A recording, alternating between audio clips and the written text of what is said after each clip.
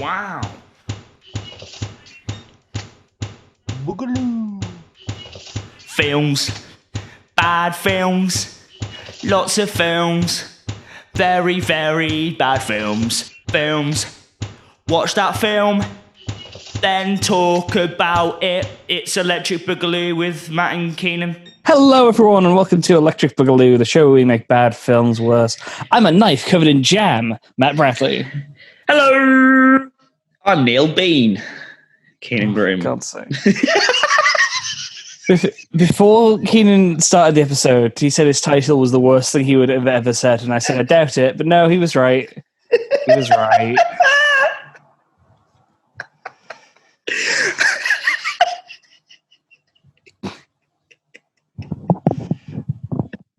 So we watched another Neil Breen film this week. We watched I Am Here, ... now. Which, I mean, it's Neil Breen, man. Just a masterpiece of cinema. He's the best filmmaker ever. Yeah. Also, that article you sent me said he's David Lynch if David Lynch was shit. And Yeah. that's spot on. Yeah. Because David Lynch is very bizarre. Yes. David Lynch's films are like a really well-directed fever dream. Yeah. Neil Breen's is like you've been injected with a fever, punched in the face, and left in the desert. Yeah, because I had a little look into the backstory of Neil Breen, because I wanted to know, because Tommy Wiseau is a very interesting man. He's a mystery. But Neil Breen used to be an architect and a real estate agent. That's where he got his money, and now he's used the money from that to basically retire and just make films. Yeah, they're all self-funded, and I mean, good for him. Was $50,000, I think. So that's just $50,000 of his own money. Just like, yeah, there you go. Good for him. Yeah, I hope he keeps making films. I know he's got another one coming out. I hope to get because to that my level. God, I want to get to the level where I get enough money, just like we can just like when we're 50, just make these, make these. That'd be great. I'd love that. So before we get into the tale of Breensus, which this film is, do you have a set story of something going? Yeah, I thought we're getting closer to the spooky day. We're in the spooky month. So I thought let's. I went on this website, which is sort of like horror stories from horror films. I went down to number 1, and I've got a story about The Omen in 1976. Okay, because a lot of things happened with around The Omen. So, in case you didn't know, it tells you what happens in this film. The Omen is a classic. Ominous. I wish I hadn't paused for that. The Omen is a classic of the horror genre and was one of the most popular influential films of the 1970s. But the tale of a young boy named Damien was Antichrist, blah, blah, blah, blah, blah. Basically what Omen is. I don't need that. The tragedies included the son of lead actor Gregory Peck committing suicide as filming began, a crew member being seriously hurt in a car accident while driving to the set. The scriptwriter's airplane was struck by lightning en route to the film's location. And it was struck. Yeah, I'm just reading it verbatim. Struck by lightning en route to the film's location. And if that weren't enough, an airplane in which Peck and the movie's executive producer were traveling in was also struck by lightning in a separate incident. But none of these were the biggest tragedy to befall the cast and crew of The Omen. The son's suicide wasn't? Jesus Christ. No, apparently not. The crew decided to use a private airplane. My brain won't let me say airplane, so I'm changing the words. To use a private airplane to get from one film location to another. However, just after the plane took off with a number of crew on board, something went wrong and it crashed onto a road, hitting a car, which then crashed at high speed into another vehicle. Everyone involved in the accident, 11 people in total, were killed. Perhaps unsurprisingly, Peck refused to do any publicity for The Omen prior to being released in theatres. Damn. That's mad. That sucks. So two planes are struck by lightning. Gregory Peck's son committed suicide. Someone was in a car crash, and then 11 people died. Yeah. Well, Gregory Peck, he must have had a very bad few months. Yeah, they saw release of. I remember when your bits on the show used to be like fun. Now we're just like, hey, here's a downer before we start. I thought that I just tried something different, and now I mean, it's different. Next week, starting a comedy podcast with just like, hey, guess how many people died making The Omen? I scrolled down to number 1 and just read it for the first time to you. I should have probably pre-read it. Okay. Next week, Next week, I'm gonna try and find angry actors on set or something, like, you know, when Bale had a little meltdown. I was going to say, you want Christian Bale? Yeah, I'm going to try and find that, because that wasn't very lighthearted. Do you know what was like? This wasn't my understanding of this film. Yeah, yeah. The sun in this film. His hand in this film. Yeah. Oh yeah. So sorry, before you get into the plot, can I just start off by saying that this universe has 2 moons? Hello? What? The first shot of this film either showed the sun and the moon in the sky at the same time, or 2 moons. They look very similar. I think it's more likely the first one, considering he filmed our sky, unless Neil Breen goes to an alien planet. It's entirely possible. I don't know. It just looked too like close to each other in the sky to be filmed in the time of day that he filmed it. Filmed on location on Tatooine. Yeah. What can I say? So Tunisia. Tunisia? What? Yeah, that's where Tatooine was filmed. Oh, really? Oh, yeah. That's fun. Well, you know. Yeah, we'll go with the sun and moon, but I just thought it'd be funny if like this planet had 2 moons. Yeah, if Neil Breen just like revealed he could travel to other planets just casually in the background of a shot in I am here ... now. Ignore that, just carry on. Yeah. I'll pretend it didn't say. So the plot of this film doesn't really exist. Basically, Neil Breen plays Jesus, who has come back to Earth to punish the wicked. Yep. And amongst those are some corrupt politicians, a gang of criminals, and some drug addicts. Oh, the people in the desert, yeah. I'm assuming so. Yeah. It's a Neil Breen film, so it's loose on film, but that's the plot as well as you need to understand it.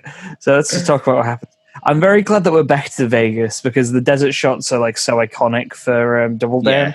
Yeah. And once again, this film opens just an extended shot of the desert.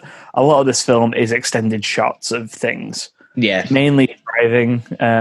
There's a lot of shots where you just like it lasts some people just walking out of frame until the very last second of them walking out of frame. Yeah. So they don't cut it or fade. They wait till the person gets out of the wide lens that they're using. Yeah. It's great.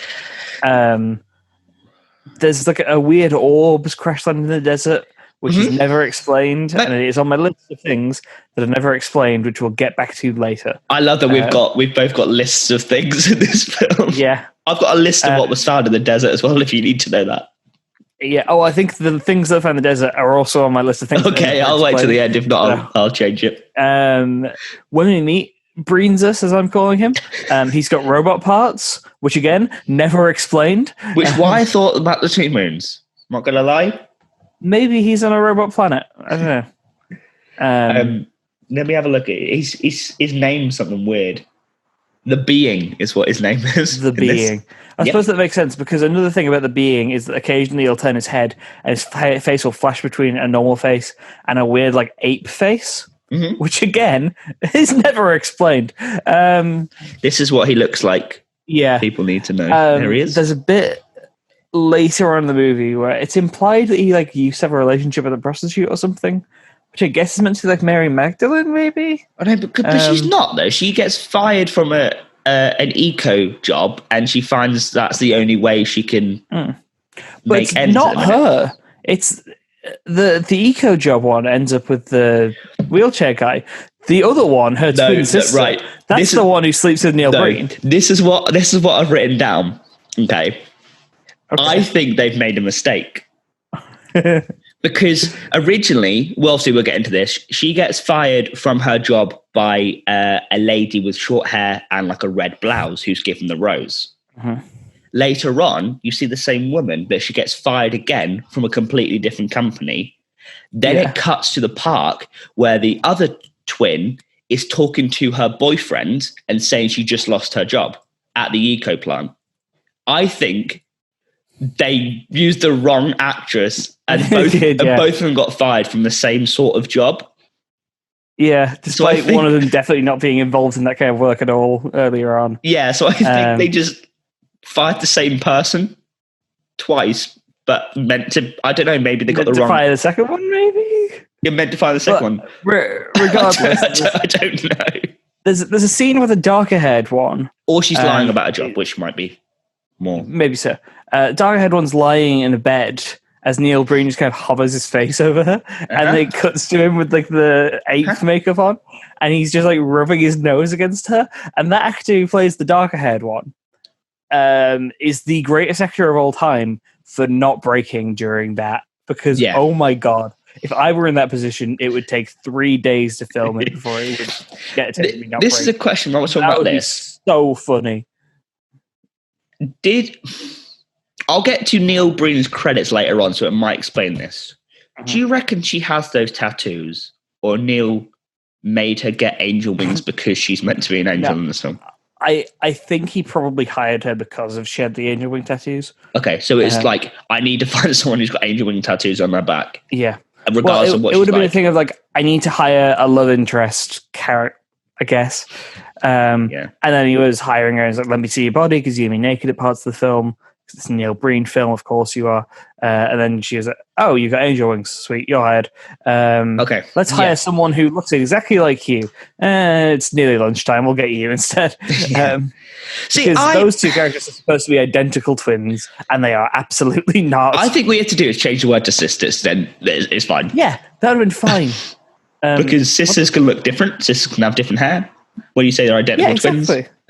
The actress who played the blonder one wasn't actually that bad. Well, she was bad, but she actually delivered her lines with the inflection a normal human would say it. So I respect her for that. Dark-haired one, absolutely not. She has no idea what's going on. No. So like she wasn't wooden. She was just bad. So I respect her for making some sort of sense out of a Neil Breen script. So full respect to her, even though she was terrible. Yeah. So Breen's is in the desert. Yeah. Sorry, he's called the Being, right? So the Breening, maybe? No, I prefer Breen's. The Breezes is funny. Breen's is great. He has a great line where it's, I'm disappointed in your species, the human species, which he says to a tarantula and a skull. Is he talking to humans or to arachnids? Or tarantulas? Maybe the twist of this film is that he's actually Spider Jesus. He's just like, he's here to punish all spiders, and all of the humans are spiders. Maybe we found the deeper meaning. That makes sense. There we are. Maybe. We get our usual Neil Breen thing where he'll just repeat lines randomly. Like I've got one example which is, I've given them everything. I've given them everything. Everything. Which kind of feels like, you know, when they're building up to like the beat drop in a song. I've given them everything. Given them everything. Everything, ding, ding, ding, ding, breen. Double down. Someone's going to make a Neil Breen remix. He continues to walk through the desert, and we find our first random thing in the desert, the doll heads. Yep. 6 of them. Never explained why there's doll heads. I thought he was really clever about foreshadowing about the 6 people who died, but there's only 5 of them. Yeah, no. There's also like a random like broken rose, but at least that gets used. Yeah. I don't think roses, especially roses with black stems and leaves, can grow in the desert. Oh yeah, I mean there's such a thing as a desert rose. That is not a desert rose. Nope. That's a garden rose. It's painted black. Exactly. So he keeps walking the desert until he meets the standout characters of this film for me, the drug addicts. Yep. Who don't know how to take them. Yeah. So it's a man and a woman. Mm-hmm. The woman's dress is like on different stages of coming off every single time you see her. Like it's zipped down to here, and it's up to here, and it's down to here again. And so, I can't control my zip. Continuity, what's happening? The man is wearing like a torn brown shirt, which is not torn later on,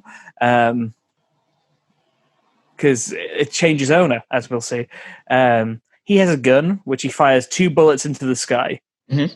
And he puts it to his head and pulls the trigger, and there's no bullets in it. Yep. That's important for later on. And he's like, aha, I'm so crazy. And she's like, you're so crazy. Let's do some drugs.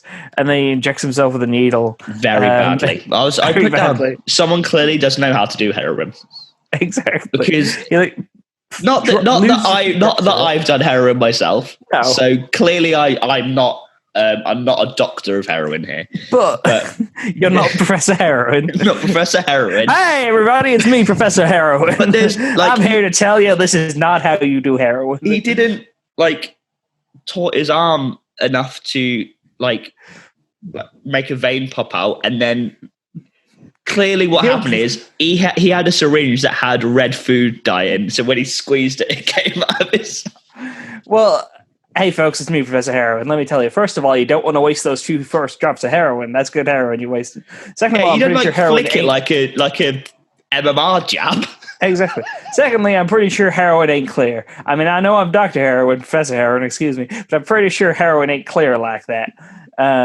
Thirdly, if you're bleeding that much after you're doing heroin, that's a bad heroin. You're gonna die. I'm Professor Heroin. Yeah, this guy clearly has anemia or something. Yeah, it was very what's the word? Thin blood. It was very what's the word? Blood. No, thin. I couldn't think of the word thin. I know the word blood. I just forgot how you describe the viscosity of blood. The word's thin. There we go. Yep. Hurry on. The needle bit's great as well because he just holds the needle to his arm. It cuts to the girl's face for 1 frame, and it cuts back to him with the blood coming out of his arm. It's like, what the fuck? Breenzus walks up. They see Breenzus approaching, and this man's first instinct is to shoot 2 bullets at Breenzus from his gun that previously didn't have bullets in it. Because he went bang bang into the sky. He put the gun to his head and pulled the trigger, and there were no bullets in it. Because he turns it and fires, and there's 2 bullets in it. If they used an old revolver, like a Smith & Wesson or something, where he had the round and there was 4 bullets and a gap in between the 2, I'd done, because that's the whole Russian roulette type thing. But it was a revolver. Yeah, it was just a not a revolver. Sorry, it was a Magnum or whatever you want to call it. The one with the cartridge. Yeah. So that's not possible.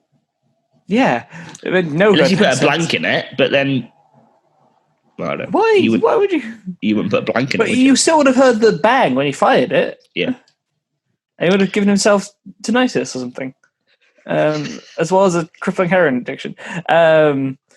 So they fire the bullets at him, and their response to seeing him with heal the bullet wounds from himself, which is just his magic glowy hands, his Breenzus powers. They say, "We died and gone to heaven." Have we died and gone to heaven?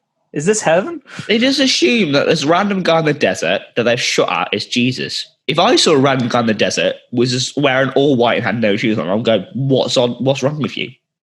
Well, to be fair, he does heal himself of being shot twice. And they're not wrong.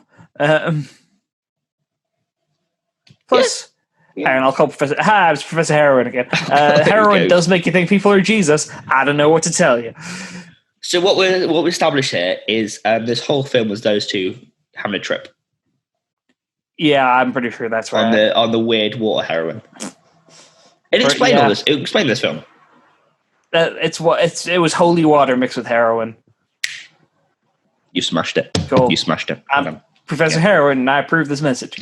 I'm going to go do some heroin. So Breenzus has the power to freeze people in time. Which But can I just say, Professor Heroin is by far the worst character I've ever invented. It's just me doing it. Mine's Neil Bean. Neil Bean's your worst one. Mine's Professor Heroin. We need to make a spin-off show about Neil Bean and Professor Heroin. And it's just us making well, it'll just be this show because us making terrible jokes for an hour. Yeah. So he freezes them in time, which is a power he uses a couple more times in this movie, and it's hilarious every single time he does it. Yeah. Because they don't properly, he doesn't do an effect to freeze them, he just makes them stand still, and you can see the hands wobbling and stuff. All he has to do, he just has to clip the last frame, and then it's just a picture. Exactly. And then Neil Breen does the most awkward shirt removal in cinema history, where he spends 5 seconds pulling it up, and you see his torso a bit, and then it cuts to the next shot where it's actually off of him. When Breezes changes into this man's shirt, all the holes are gone. He's got the weird little tear here, just to prove it was the same shirt. But the hole at the bottom of the shirt's gone. Yeah. Because what it is funny enough, they're different sized men. I know. They didn't get anyone who's the same sort of build and height as Neil Breen. They got a smaller, better built person, which means the trousers and the top are definitely not going to fit him. Yeah. You know. We get to a scene that is basically what about a tenth of this movie is, which is just Neil Breen driving. This is what so many long shots of Neil Breen driving. Because they've actually filmed him actually driving, because obviously he doesn't have enough money to go to a green screen studio or whatever. Of course. When they're taking a shot of him, you see the Vegas Strip go past him at actual speed, and the cars and stuff. Then when the cameras go into the pavement and just out the other way, it's a lot slower. So have they slowed down? Are they walking now? I don't know. What's weird as well is that they use all these shots that they're clearly taking themselves of them driving and doing in Vegas. But then a lot of the film as well is just random stock footage. Power plants. All the shots of the power plants and the wind farms and the guy stacking the money. That's all stock footage. Very long. And you can tell it's stock footage because it looks nicer than the rest of the film. I thought you were going to say there was a watermark. You didn't pay for it. Oh, that would have been so good. It'd have just Getty image posted over the top of it. Don't they do that in... I know we're watching Bulk next week. Isn't there a part in Bulk where they literally just leave the watermark on it? I really hope so. I'm going to look out for it. It's going to be an Easter egg. Yeah. I'll keep a tally. I might be thinking of Spider-Man, to be fair, where they do that as a joke. Right. Which is a really funny joke when you're Spider-Man. So, you meet the politicians, who are the funniest villains in film history. I've written down what their first interaction was because I thought they were never going to appear again. I thought it was just going to be that, and I thought, why? So I didn't write down the exact interaction, but I did write down a summary of it. So I've got, quote for quote, 3 people stand on some stairs. They may feel like they have an opportunity of using it now, but they're in for a surprise. That's it. I think I'm talking about when they meet in the car. Right. No, this is the very first, when he's driving past, that happens, cuts away, back to driving, cuts to the woman. I just wrote a summary of the thing where they're in the car, and they basically say, "Hi, we're evil. We're doing evil things like corruption." Yeah. When other people talk about the politicians and the government and corruption and greed and stuff, it kind of makes sense for them to be as blunt as they are by being politicians are greedy and evil and they're holding back solar power and they're holding back. There's a thing in the movie I think where it's if the cancer would have been cured by now if it was profitable to cure cancer. Is Neil Breen's philosophy on this? Yeah. He's very anti-capitalist, and I appreciate that. The politicians, on the other hand, also say all the stuff about how evil the politicians are. Yeah. They say, we are only in this for the payouts. We are greedy and evil. We like to hold back the progress of the world. The world can hold on for a few more years before it gets good progress because we want money. And it's just it's a better message if they were evil and like a normal evil. Yeah, and then Breen with his contradicting views shows the toxicity shows of they're evil. Yeah. But instead, they're like, we are evil. We are going to give you sex workers as a gift, and you're going to hold a gun backwards later on. We also we finally meet the sisters that we talked about earlier on. Yeah. When the first one gets fired, and the firing scene sucks so bad. I've basically I've summarized this into, hey, nice shirt, you're fired. Yeah. It's like, oh, you look great today. Oh, by the way, you're fired, and so is all the rest of our staff. It wasn't done formally in any way. There was two employees out on their lunch break just saying that they looked nice to each other today, which is a very nice thing to do. A boss, somewhat, no lanyard, don't believe him, come out, sorry, we have to let you go.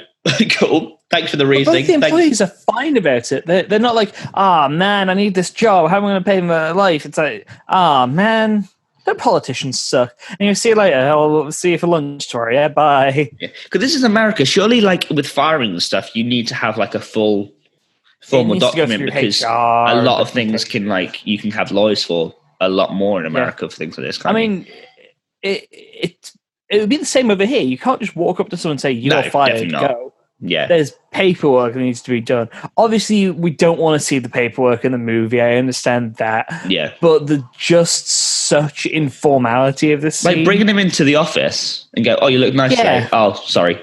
Maybe. I don't know. Yeah. Literally, have them just sat down in an office and then have the boss say, I'm sorry, we have to let you go. That would be fine. But it's just the fact that they're outside really adds something to it. While Neil Breen's driving past.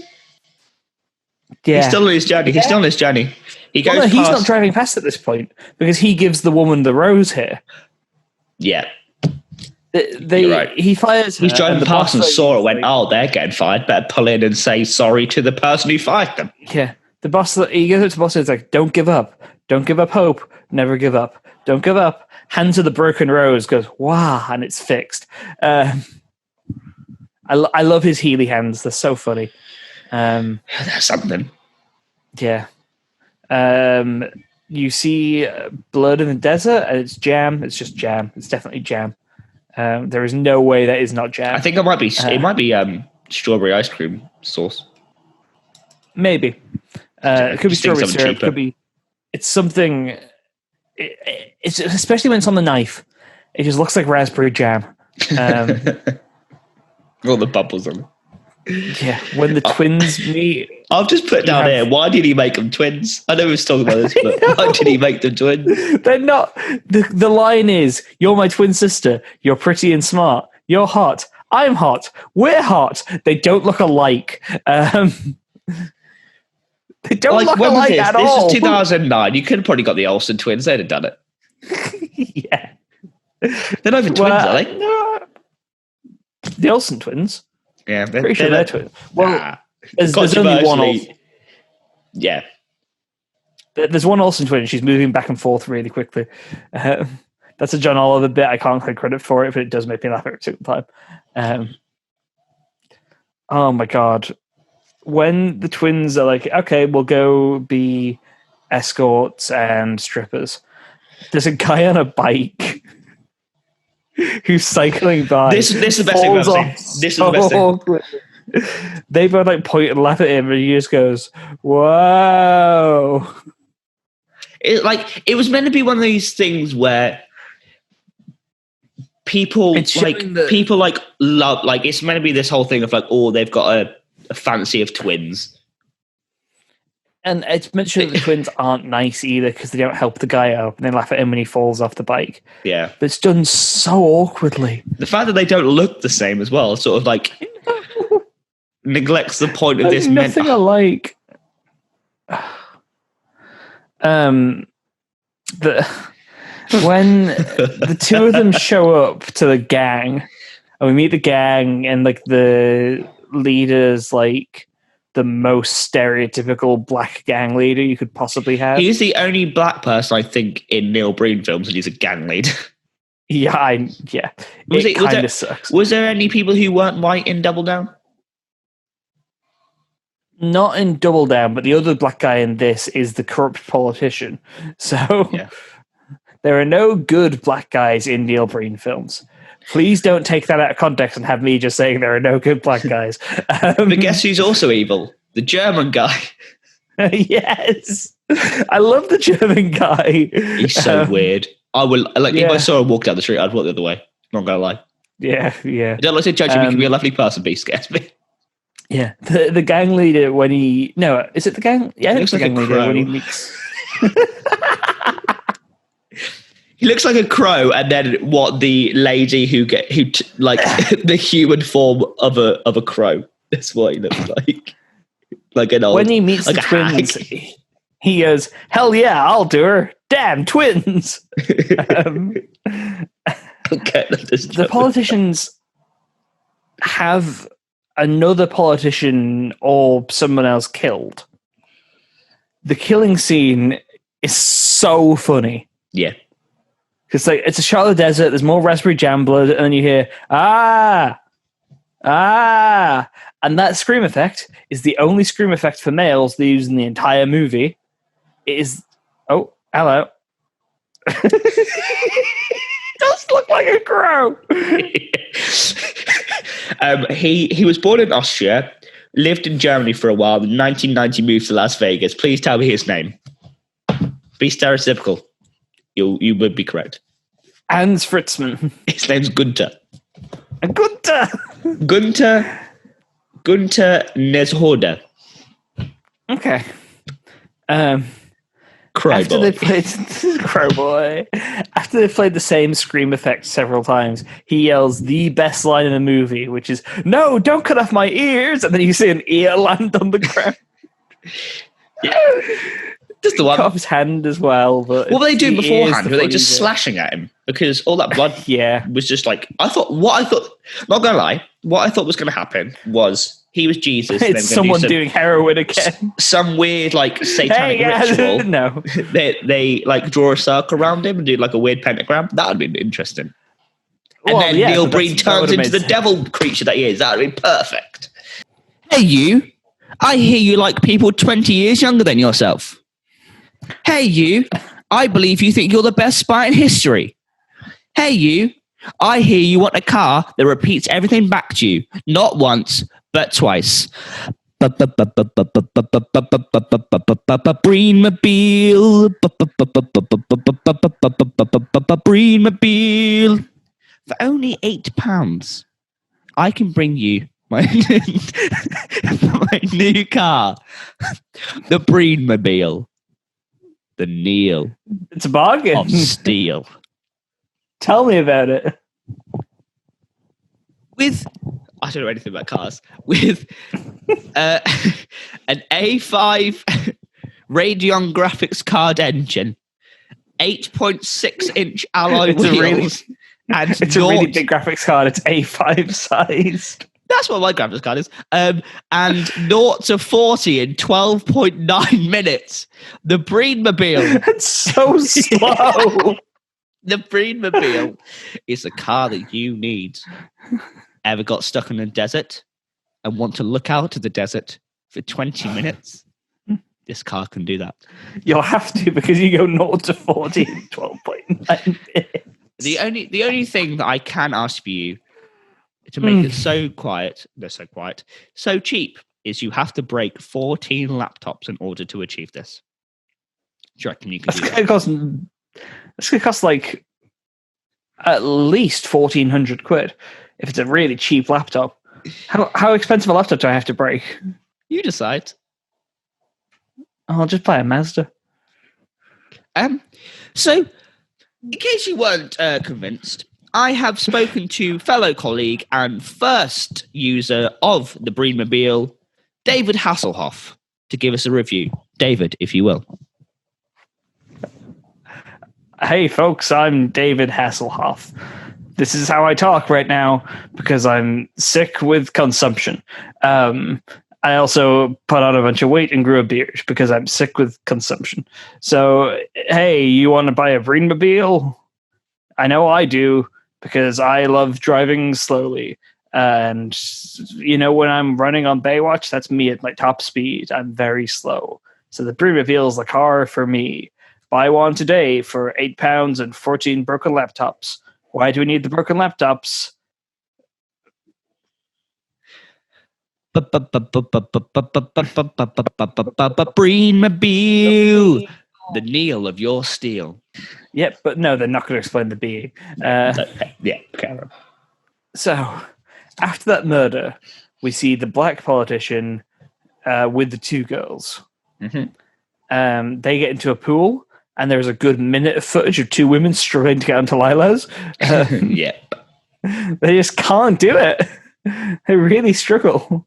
You also get a really long shot of them failing to pour champagne, which we both work in hospitality. You work more with a bar than I do.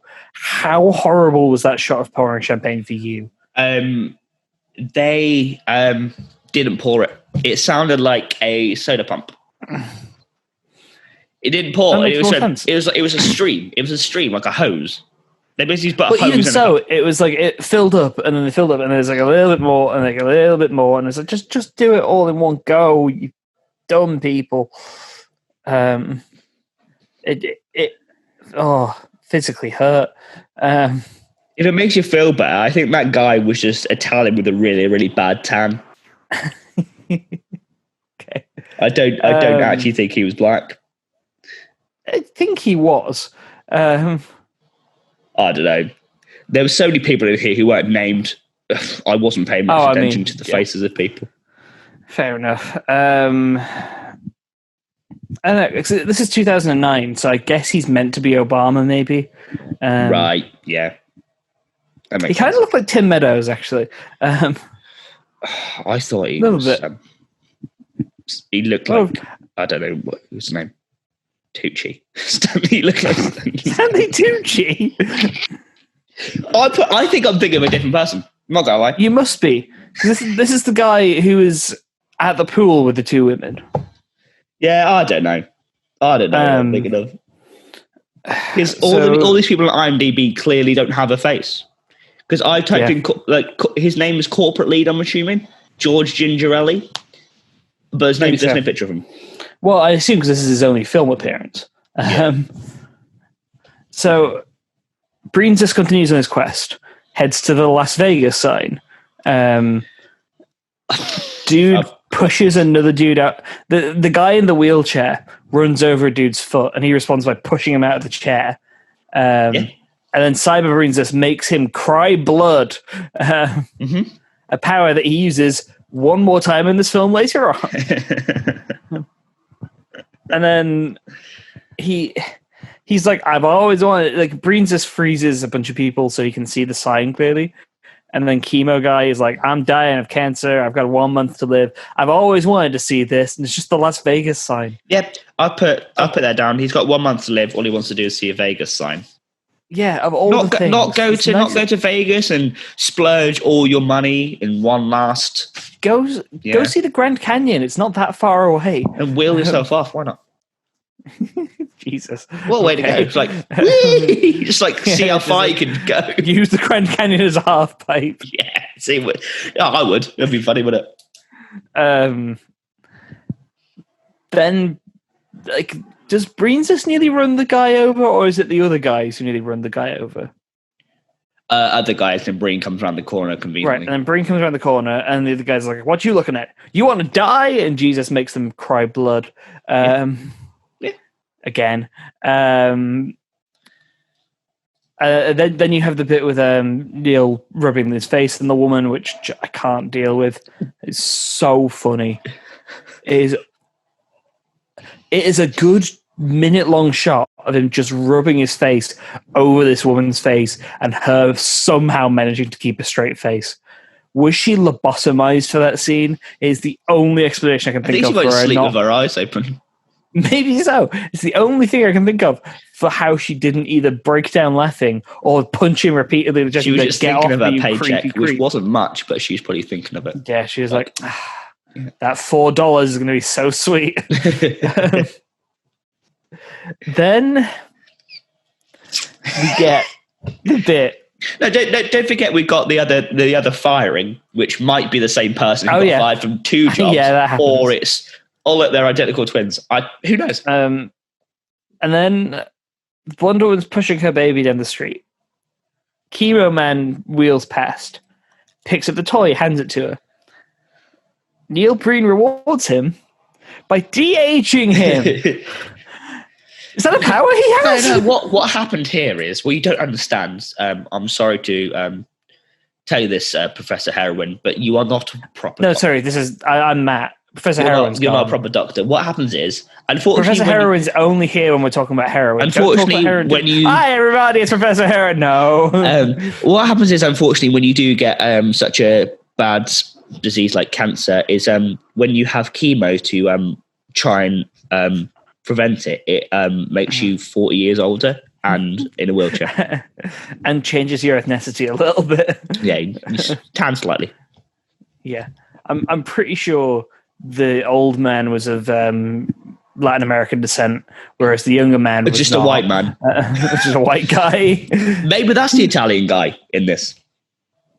Maybe there's just this one guy who's credited as him. This guy.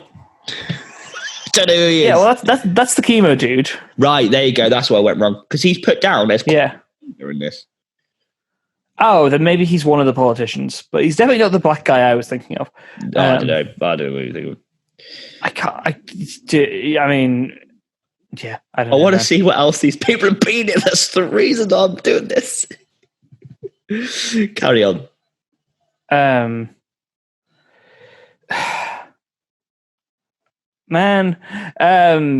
Wheelchair, de-aging, no cancer. So the brown-haired woman is dating another guy who's like a car thief, or he becomes a car thief. Yeah, you see him steal some stuff from some cars. Then the gang murders him. Sorry. Before you carry on, don't brush off the fact that Neil Breen cures his cancer. He can walk again and tells him to just become the father of this random baby. Yeah, I mean, he's like 60 and he just stopped dating a 20-year-old because he's been de-aged to like his 20s. Don't brush over that. Like, she just accepts him, and then she's now the dad. He's now the dad of a doll. It's clearly they even try and hire a bababy. One of them's got to have You're kids. right. Like, surely one of them have like at least a toddler, and they can. Whatever. I don't know, man. I don't know. The car thief boyfriend gets his throat cut by the gang, and the girlfriend shows up and sees him dead, and then the gang leader shoots him in the head as well. She screams. It is the exact same footage of her screaming played 3 times. And she smiles at the end of the scream as well. She goes like, ah! Ah! Ah! And starts vomiting. He was so young! Her vomit's really awkward as well. Yeah, she's like, ah! Cuts away. I love that she shouts he was so young. She's clearly younger. Karen. Yeah. They find out that one of the members of the gang is a undercover policeman. Mm-hmm. And so they spend a good minute just punching him repeatedly in the face. It's such a Birdemic scene, that. Yes. And then Breenzus comes along, frees the undercover cop, crucifies all the other members of the gang, including the politicians. Mm-hmm. And then he returns to the desert and says, I'm giving humanity one more chance, and then disappears. And that's the end of the film. What was this film?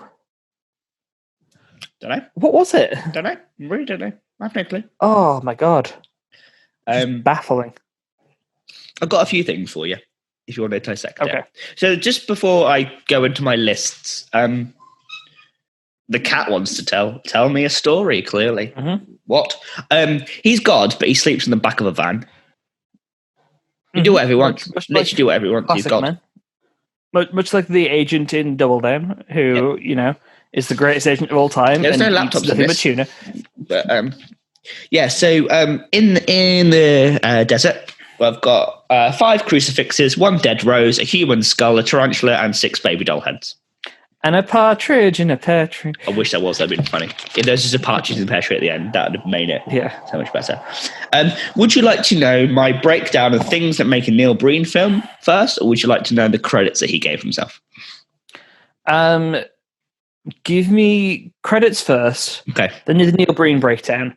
And then I'll say this. I don't have a filmosophy or any other bit this week. What I have is I want to get your opinions on some things that were not explained in this film. So we'll do that third. Ah, lovely. So Neil Breen in this film. Writer, director, producer, lead actor, editor, special makeup effects. Wait, no, you're kidding me. He did the makeup? He did the Beast makeup to himself? I think so. I think because it says something about video effects and it says something about makeup effects. So I think someone else did the gunshots and all that stuff. Or I think there was a makeup artist and he did that. He drew the awkward line on himself. That's wonderful. Yeah, I think that's how I read it. There's something about I can't remember the full title because I was half paying attention to the credits. It says something about craft. So he might have made some of the stuff. He was props. And he was a location manager. Okay. And obviously executive producer because he paid for it. The editor, I think his name was Thanos, which is great. There's a second editor. Wait, do you think that this film should have been twice as long and Thanos cut half of it? That's why there's only 2 people in the desert. Yeah. Everything's a should have been 4. Yeah. So he was the editor with Neil Breen. He was also the camera operator, and he was also the bully at the Las Vegas sign. The guy who pushed the guy out of the wheelchair, and then cries blood because of Breen's. Yeah. So that was the editor. So they're the two. They're the Wiseau and Sestero of these films. Sure. Quickly talk about the desert. There was a lot of car tracks. So, and then when Neil Breen's van went into distance, they didn't leave any trail. So I think what happened is the crew just like drove in on like a trailer or whatever. Yeah. And they just like, oh no, we can't cover up. Let's put a van in there to make it look like these junkies drove into the desert. But what happened is basically they brought the camera equipment and they've messed up their location with timelines. Yeah. So what's this breakdown of what makes a Neil Breen film? Yeah, so obviously I've seen Double Down, I've seen I Am Here Now, whatever it's called, and then the beginning of Fateful I Am Here Now. Beginning of Fateful Findings. So what I've learned from this is there has to be a random magical stone or orb of some description that isn't quite explained. Mm-hmm. A topless woman, but only from the back because Neil Breen respects women. Okay. They're always topless, but only to him. Neil Breen is versus the corrupt government. Yeah. You have to repeat every line you say. Yes. All the close-ups have to be from slightly from below with a blue sky behind you. Yeah, the shots of him, he's always like from this angle. It's like, okay. And like, obviously it's shot during the day in Nevada, so it's usually going to be blue skies. But I did make a note of the clouds of the close-ups and the wide shots. They were different clouds. So either the clouds moved quickly or he did all the close-ups at a later date. More like I think it's going to be that he did the close-ups at a later date, yeah. Vast empty landscape or desert. I think that tracks it's filming in Nevada. If you're not filming on the Strip, it's going to be vast empty landscape. Yeah. A bigger message that's too convoluted to understand as a viewer. Yeah, always trying to be philosophical or something like that, but it's always it's not executed well enough for me to understand the political or religious message that he's trying to. Okay. And then awkward romance between Breen and someone 20 years his junior. Yeah, absolutely. And recycled shots. He just records something and just uses it, but like the Scream, like the gun when they put the magazine in, that was used about 4 times. So that's how you make a Neil Breen film, it seems. I'll update that when I watch Fateful Findings. But I believe that's gonna hold. I have here my 4 things that do not explain this film. There's more than 4, but these are the 4 key ones for me. More than 4, surely. These are my key 4, and I would like you to explain what they all mean and what relevance they have to the film. Right, okay. So number 1, why is he a robot? What does the robot stuff mean? Why is he a cyborg in 2 scenes in the movie? Right. I actually had this thought at the end. I don't know why. Okay. Because I thought, like, at the beginning, obviously he's got like computer parts on him, but later on you see the top part of his chest and he doesn't have it. Because either he's hiding his true identity on Earth, or more likely, what I think it is, and I'll tell you this now. It appears when he tries to go home, and it's a homing beacon / teleport device, and that's how he flies. Okay. And it comes. So we are talking like alien cyber breeds us here. Yeah. That's how he on flies. the same topic, what's the orb? That is like, what film was it? I don't know what film it is. What I thought it was, this is like legit what I thought it was. You know, with snow globes. Yes. I can't remember what, I don't know what film it is, but there's a Christmas film where it's a snow globe and there's civilization in the city in the snow globe. I have no idea what you've seen Black Mirror, haven't you? Yes. White Christmas. Oh, yeah, sure. Or there was I don't know what it is, but there's one where they open the freezer and there's life in the freezer as well. Yeah, okay. And there's like an episode of The Simpsons where it's like the life in the little tub of Coke and teeth. Yeah, so I think that's maybe his planet or the next planet. It's like a little ice planet. Okay, so he comes from a mini planet and he grows himself really big to be on Earth. Yeah, or the other way around, where this is like the next one. And then he goes to... So what's the doll heads? See, I thought, mate, now I think about it. It's foreshadowing, okay? Okay. There's 5 heads next to each other and one separated. Yeah. These are the heads of the 5 people, the 5 heads of the corrupt government. You've got power, you've got like oil, you've got wind power, which is arguably good for the environment, even though technically one of those wind turbines in that shot wasn't turning, which I thought was very funny. Completely irrelevant. Banking, gangs, and that's 5. I believe he doesn't think prostitution wind power belongs or whatever like that. Maybe that might be. Wait, no, neither of them died. Who died? There was 2. Oh, there's more politicians.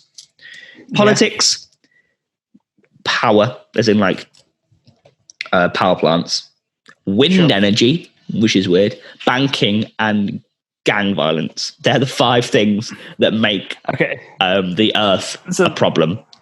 And the doll heads represent that. Yeah, and then the one separate was him coming to Earth to sort it out.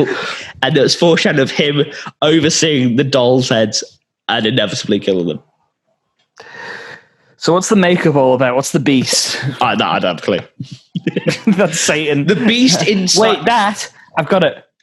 That's Professor Heroin. Okay. That's what Professor Heroin looks like. I was going to say, it's, in fact, we may look like a human on the outside, but technically we've always got a beast or a devil inside of us, which makes us do corrupt things. So even Jesus and God themselves do bad things, hence the plagues. And the bad thing he does is hover his face over someone 20 years younger than him who's got an angel tattoo. We need to make a new film, Keenan. What's that going to be? How do you improve on perfection? I know. Can't. Do we make a Neil Breen film? Or do we make a film about like a Jesus figure? We've got a Jesus film coming up in a couple of weeks. I think we should make it then. We do. But then that's about vampires. That's Halloween. That's more Halloween, so we can make a horror film then. So you know what? It's up to you. I can't remember what we did last Neil Breen film. I don't remember. It was like 6 weeks ago. 6 weeks ago, and I don't even remember what happened yesterday. So don't matter, like 2 minutes ago, because I watched that film and my brain is exactly. I was questioning. My brain does. Like obviously, I wouldn't want to have a device that would let me forget all my memories because I want to keep them. But I want to like, can you inject something into your brain that just targets a specific memory? Because I want to get rid of these 2 hours. Somewhere in my cortex, like get rid of that. So you can watch it again for the first time. Yeah, obviously.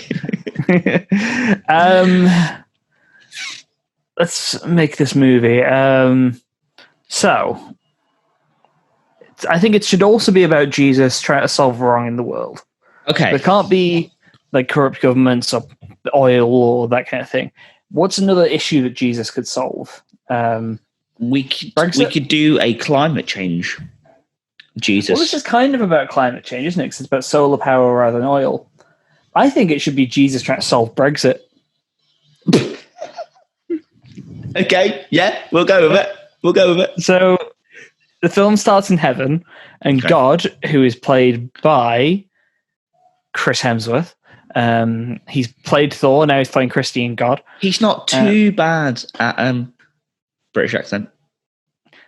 He's not even doing a British accent. He's doing an Australian accent. He's just his normal accent. Bloody limeys can't fix their bloody Brexit. You can tell I'm really good at an Australian accent. Well, mine. I like go down and fix it. That's quite good, actually. I don't know why I'm doing. I'll explain the whole film like this now. I don't know why. Yeah, and then Jesus, who is played. We also need an Australian Jesus. Yeah, because I don't think that they should make Jesus English or where he's from, Egyptian, Palestinian. No, of course he shouldn't look like that. You can't have an Eastern European Jesus. That'd be ridiculous. So we're gonna have Australian Jesus instead, which makes more sense. Mainly because he's not Australian, he's Kiwi, but mainly because I've been started watching The Boys in a minute. Okay. Can we have Carl Urban as Jesus? Yeah. Because in that, he tries to do a Cockney accent because Cockney is so similar in some ways to Kiwi. It's really funny. He's like, right then, mate, well, I'm going to do this for you now. I'm South African. But like, he does a Cockney, but every now and then he's like this all the time. Why do I can't do a South African accent. Why now am I going South African? Yeah, the way to get into Kiwi is just to high quality. So, I'm cool. I'll just do Australian. So he's like this all the time. And he's like, right then, mate, I'm going to do Danny Dyer, but I'm going to put a shrimp on the Barbie. That's how he does it. That's how he does his line in The Boys. So I think Carl Urban Carl Urban is Jesus. Trying to do it. And he comes down to the UK, and it's before the virus. It's 2019. The film is set. Yeah. So it's before we actually left Europe. Because technically we did that, I think. It's kind of unclear because, my God. We haven't got any passports yet. That's the way I'm going to know. Sure. When my passport is blue, I'll accept it. Yeah. So he comes down and he lands in Parliament and they're like, oh, who are you? Have we cast Boris Johnson? Can I just, because of who we've cast so far and who inevitably has to be in this film, can they just be people who appear in Thor? Okay. Because Carl Urban's in it, and so is Chris Hemsworth. YTT's inevitably going to be in it later. We'll make an exception for Steve. Yeah, we can. So this is. It's just a Thor Brexit. Yeah. So playing Boris Johnson is Tom Hiddleston. No, Anthony Hopkins. Yes. Anthony Hopkins as Boris Johnson. This could actually be a really good film. And then Tom Hiddleston as Jacob Rees-Mogg. Oh, this is amazing. Perfect. Only if Mark Ruffalo can be Dominic Cummings. Thank you. Yes, absolutely. He leads the film partway through because he used to go to get an eye test at Barnard Castle. So I think at this point, it's the rest of the film's just kind of like Brexit negotiations mixed with comedy. Yeah. We just need to cast the Parliament as actors from Thor. Right. So who have we got? I can't remember her last name, but there's a lady, Jamie Alexander. She plays Sif. So we've got her. Yeah. We have. She can play Theresa May. Okay. Yeah. Waititi and The Buscemi. Buscemi exemption. Yeah, Buscemi's going to play Jeremy Corbyn, and Waititi's going to play Keir Starmer. Oh, the Labour boys. Yeah, the Labour boys. Right, so I'm going to throw some names out to you because we're doing. I'm assuming the Thor verse rather than Thor 3. The 3 Thors. So we've got Kat Dennings, we've got Natalie Portman, we've got you know what? Because he's in the third one, we've got Matt Damon. We do. I'm starting to run out of politicians already. Yeah, but we don't need politicians. We need people like Natalie Portman playing the Queen. Yeah, okay, I'll take Natalie Portman as the Queen, and then Matt Damon as Prince Philip. Christopher Eccleston's in Thor. He is. So the other scandal that kind of breaks around this film, Kate Blanchett. It's just a random like mid-film. It's not Kate Blanchett. The scandal breaks. Would you because if we're having like the royal family show up, we just cast the royal family now. Well, if they show up, I think we should get who plays scandal. Hela? It's not Kate Blanchett, is it? I think it's Kate Blanchett. Is it not? It's someone that the lesbians find very attractive. Well, Kate Blanchett then can play. Who else is important in Brexit? Angela Merkel. Purely for the Europeans as well. Purely for the irony. So Chris Eccleston can play Nigel Farage. No, I was going to say for the irony, Tessa Thompson, a queer person of colour, has to be Nigel Farage. I'd take that. Then can we make Christopher Eccleston play Anne Widdecombe?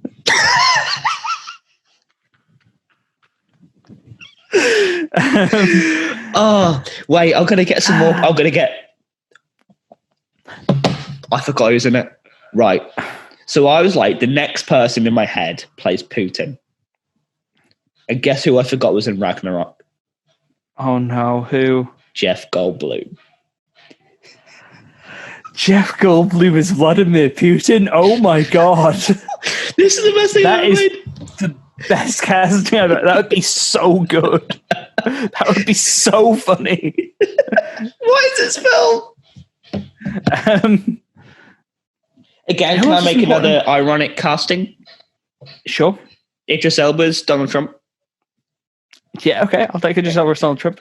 Yeah, I don't know why Trump's in the Brexit movie because he's not a European, but... Oh, okay, we'll leave him out. But Idris Elba has to be in it somewhat. He does. So he can play...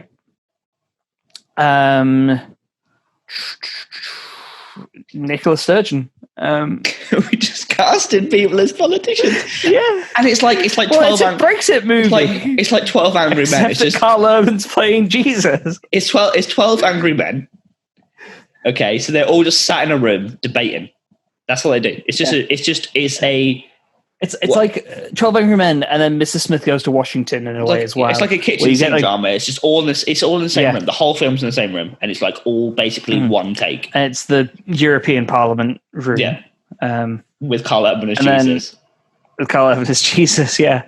And at the end of the film, Carl Urban says, "Nah, sod this, I'm out," and he leaves. And the credits roll. And the credits roll. Post-credits scene. The Biden-Trump debate. No, we're not doing American politics in this at all. It's just going to be Brexit.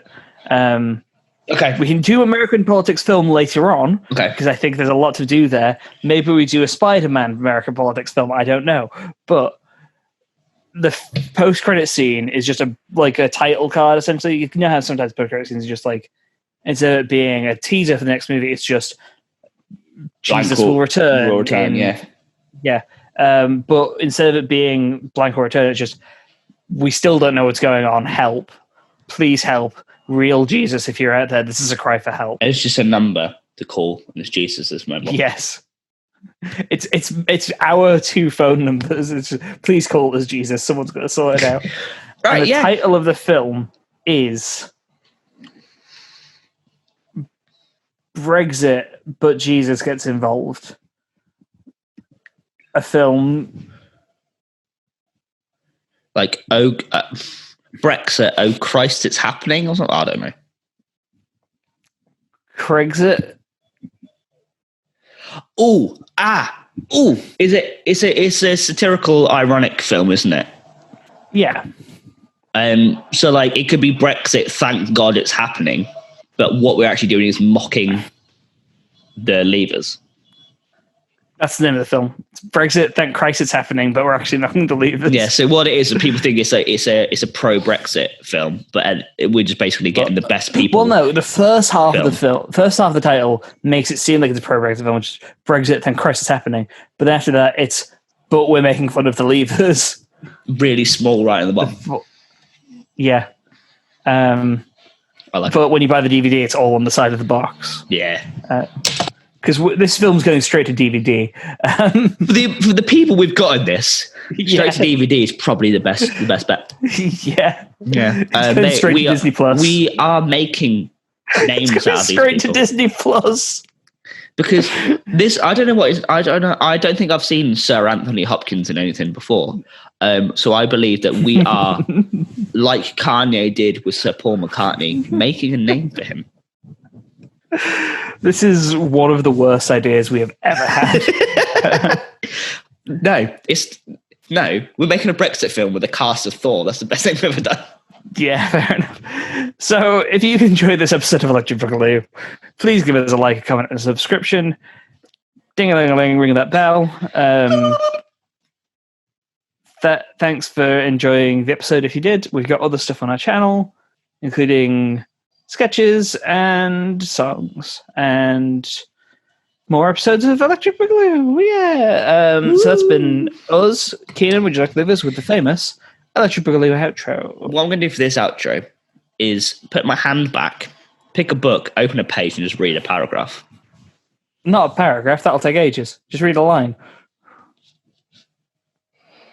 Oh, I didn't even... Oh. Go on. Pull it out. It's a Clockwork Orange. Oh, dear. Open to a random page and read a random line. There was 4 of us to 6 of them, like I have already indicated, but poor old Dim, for all his dimness, was worth 3 of the others in sheer madness and dirty fighting. Thanks for watching. Thank you. Jesus Christ.